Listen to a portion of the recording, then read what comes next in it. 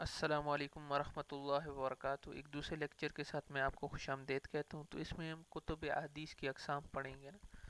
تو سب سے پہلے جو کتب احادیث کی اقسام میں جو پہلے نمبر پہ ہے وہ کتب صحاح ہے۔ تو کتب صحاح وہ ہیں جو صحیح ترین کتابیں ہیں نا، جس کی ساری کتب میں جو احادیث ہیں تو وہ جو ہے صحیح ہوں۔ تو اس میں جو ہمارے پاس دو بہت بڑی کتابیں آتی ہیں جن کو کتب صحاح کہا جاتا ہے۔ تو اس میں سب سے پہلے جو ہے وہ بخاری ہے، اور پھر مسلم شریف ہے نا۔ تو صحیح بخاری اور صحیح مسلم جو ہے ان کو ہم لوگ کتب صحاح کی جو ہے وہ کیٹیگری میں رکھ دیتے ہیں۔ دوسری جو ہے وہ صحاح ستہ ہے۔ تو صحاح ستہ میں وہ کتابیں ہیں جو مطلب ہمارے پاس 6 کتب ہیں نا، جن کو ہم لوگ صحاح ستہ کہتے ہیں۔ یعنی یہ جو ہے وہ 6 مستند حدیثوں کی جو ہے صحیح ترین کتب ہیں۔ اور اس میں سے جو پہلی نمبر ہے وہ بخاری ہے، مسلم ہے، امام ابن ماجہ ہے، سنن ابن ماجہ، جس نے سنن ابن ماجہ لکھی ہے، اور سنن ابو داود ہو گئی، سنن نسائی ہو گئی، اور جامع ترمذی ہو گئی۔ تو یہ ہمارے پاس 6 کتب احادیث کی کتب ہیں جن کو ہم لوگ صحاح ستہ کہتے ہیں۔ پھر اس کے بعد ہمارے پاس ایک دوسری کیٹیگری ہے جس کو ہم جامع کہتے ہیں۔ تو جامع وہ کتب ہوتی ہے کہ جس میں اسلام سے متعلق نا تمام موضوعات پر جو ہے وہ احادیث موجود ہوں گی۔ تو یہاں پر دیکھو، آپ لوگ دیکھ بھی پا رہے ہیں، جو اس میں جو ہے مثلا عقائد، احکامات، تفسیر، جنت دوزخ وغیرہ سے متعلق یعنی جتنی بھی روایتیں ہوں گی ان سب کے اوپر جو ہے احادیث ہمارے پاس موجود ہوں گی۔ تو اس کا مطلب جامع ہو گیا۔ اور دوسرا جو ہے ہمارے پاس سنن ہے۔ تو سنن وہ کتاب ہوگی جس میں فقہی اعتبار سے نا، یعنی جو عملی احکامات ہیں ان کو فقہی اعتبار سے نا ترتیب دیا گیا ہوگا نا۔ یعنی جتنی بھی ہمارے پاس جو ہے عملی وہ آ جاتے ہیں، نماز پڑھنا اور روزہ رکھنا، حج، اور اسی طرح جو ہے زکوٰۃ، اور وہ جو ہے اعمال آ جاتے ہیں۔ تو اسی کے لحاظ سے نا جو ہے وہ عملی جو ہے وہ اس کے لحاظ سے اگر حدیثوں کو جو ہے ہم لوگ وہ کر دیتے ہیں، اس کی جو ہے وہ تقسیم کر دیتے ہیں نا۔ دوسری جو ہمارے پاس وہ کیٹیگری ہے وہ مسند ہے۔ تو مسند میں آپ لوگوں کو بتاتا چلوں کہ وہ کتاب ہوتی ہے کہ جس میں ایک صحابی سے متعلق جو روایتیں ہوں گی ان کو ایک جگہ پر جمع کر دیا جائے، پھر دوسری صحابی کی جو روایت ہوں گی اس کو دوسری جگہ جمع کر دیا جائے گا۔ تو اس کتاب میں صحابی کے لحاظ سے جو ہے وہ حدیثوں کو جمع کیا جائے گا۔ یعنی حضرت ابوبکر صدیق رضی اللہ تعالیٰ عنہ سے متعلق جتنی بھی احادیث ہوں گی اس کو جو ہے وہ باب بنا کے ابوبکر صدیق رضی اللہ عنہ کا، اور اس کے نیچے اس کی ساری احادیثوں کو لے آئیں گے۔ اور اسی طرح جو ہے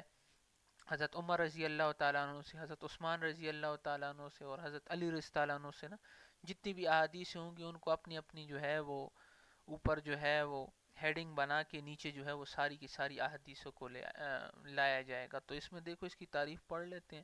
کہ جس کتب میں ایک صحابی یا متعدد صحابی کی روایت کو الگ الگ جمع کیا جائے۔ مثلا دیکھو، یہ مسند احمد ہے اور مسند جو ہے حمیدی ہے۔ تو دونوں کے بارے میں بتاتا چلوں کہ مسند احمد جو ہے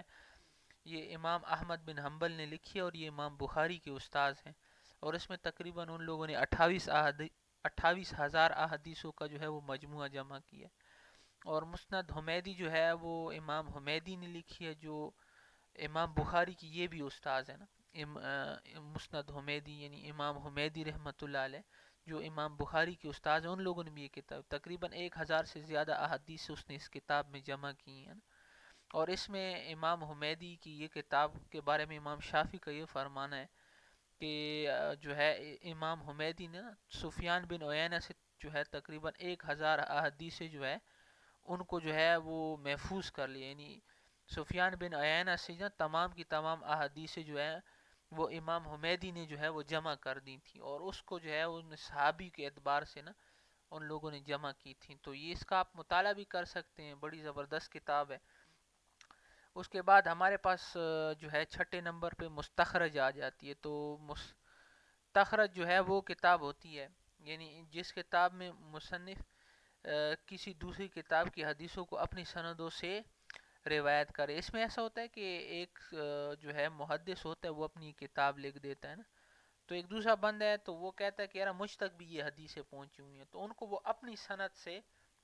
وہ حدیثوں کو روایت کر دیتا ہے، یعنی خالی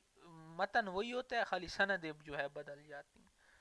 اس کی مثال دی ہوئی ہے، یعنی مستخرج اسماعیل علی صحیح بخاری، یعنی جو صحیح بخاری کی جو حدیث ہیں نا وہ کسی دوسرے بندے نے نا اس کو جو ہے اپنی سند سے روایت کر دیا تو اس کا نام جو ہے وہ مستخرج ہو جائے گا، یعنی وہی صحیح بخاری کی حدیث متن کے لحاظ سے ہیں لیکن سند جو ہے وہ کوئی دوسری ہے نا۔ اسی طرح جو ہے مستدرک، تو یہ مستدرک وہ کتاب ہوتی ہے کہ جو کسی دوسرے مصنف کی شرائط پر جو ہے حدیثوں کو جمع کیا جائے، تو جس کتاب میں مصنف ایسی روایتوں کو جمع کرے جو کسی دوسرے مصنف کی شرائط کے مطابق ہوں لیکن اس کتاب میں کتاب میں نہ ہوں، تو یہ بہت ضروری بات ہے نا۔ جس طرح دیکھو صحیح بخاری نے جو اپنی بخاری شریف، جو امام بخاری نے جو صحیح بخاری لکھی ہے نا، تو اس کے مطابق جو صحیح مطلب بخاری کے مطابق جتنی بھی احادیثیں تھیں اس کو اپنی کتب میں جمع کر دیا جو اس کے مطابق صحیح تھیں۔ صحیح مسلم نے وہ جو ہے وہ احادیث جمع کی جو امام مسلم کے مطابق جو ہے وہ ٹھیک تھی، اور جو دونوں میں موجود ہیں تو وہ جو ہے متفقہ علیہ حدیث ہیں، تو اسی کے جو ہے صحیح بخاری اور صحیح مسلم اور دونوں کی جو شرائط پر جو حدیثیں جو ہے وہ ٹھیک تھی، تو ان کو جو ہے امام جو ہے وہ حاکم رحمۃ اللہ علیہ نے جو ہے وہ حدیثوں کو جمع کیا اور اس کو کتاب کا نام دے دیا مستدرک للحاکم۔ تو اس میں اس نے کیا کیا ہے کہ جو صحیح بخاری اور صحیح مسلم کی شرط پر ٹھیک ہیں اور صحیح بخاری کی شرط پر اور صحیح مسلم کی شرط پر جو حدیثیں ٹھیک ہیں اور جو ان دونوں اماموں نے نہیں لی تھی تو ان تمام احادیثوں کو جو ہے جمع کر دیا، تو کتنی خدمت کر دی اور امت پر کتنا بڑا جو ہے وہ احسان کر دیا۔ اسی طرح جو ہے وہ موجم وہ کتاب ہوتی ہے جس میں ایک مصنف جو اپنے سارے اساتذہ کی جو ہے وہ احادیثوں کو جو ہے وہ الگ الگ جمع کر لیتے ہیں نا، تو اس میں لکھا ہوا کہ جس کتاب میں مصنف ایک خاص ترتیب کے ساتھ اپنے ہر اساتذہ کی روایت کو الگ الگ جمع کرے، تو اس میں سب سے جو بہترین کتاب ہے وہ موجم طبرانی ہے، بہت جو ہے مشہور کتاب ہے اور بہترین کتاب ہے، پڑھنے کے لائق ہے، یعنی اپنے اساتذہ کرام کو جو ہے وہ لے کے اور ان سے جتنی حدیثیں پڑھی اس کے مطابق جو ہے اس نے کتابیں جو ہے وہ لکھ دی ہیں۔ اسی طرح عربین تو آپ لوگ جانتے ہوں گے بڑی مشہور ہے، اس میں 40 احادیث کا جو ہے وہ مجموعہ جمع کیا جاتا ہے، یعنی کہ جس کتاب میں کسی ایک یا مختلف موضوعات پر 40 احادیث جمع کر دی جائیں، تو اس میں اربعین نووی جو ہے وہ بڑی مشہور کتاب ہے۔ تو اس میں کیا ہوتا ہے کہ ایک کتاب میں بس 40 احادیث ٹوٹل جمع کی جاتی ہے، ایک موضوع سے متعلق بھی ہو سکتی ہے اور کئی موضوع سے بھی متعلق ہو سکتی ہے، تو اس میں 40 حدیثوں کا جو ہے وہ جمع کرنا، اور جز جو ہے یہ ہوتا ہے کہ ایک جو ہے وہ موضوع سے متعلق جو ہے اس امام کے پاس جتنی بھی احادیث ہیں ان کو وہ جو ہے وہ جمع کر دے، تو وہ کتاب کے جس میں صرف ایک راوی یا ایک موضوع کی روایتیں جمع کی گئی ہوں، اس میں ایک راوی سے متعلق یعنی ایک بندہ ہے اس کی ایک راوی ہے اور اس کے متعلق بھی ساری احادیث جمع کر دی جائیں تو اس کو بھی اس میں انکلوڈ آپ کر سکتے ہیں، لیکن جو ایک موضوع ہے نا یہ بڑا ایک موضوع سے متعلق جتنی بھی حدیث اس کے پاس ہوں، جس طرح دیکھیں امام بخاری نے ایک کتاب لکھی ہے جز رفع الدین، تو اس میں کیا کیا امام بخاری نے کہ جتنی بھی رفع الدین کی حدیث جو امام بخاری کو پتہ تھی تو اس کو ایک کتاب میں جمع کر لیا اور اس کو نام رکھ دیا جز رفع الدین،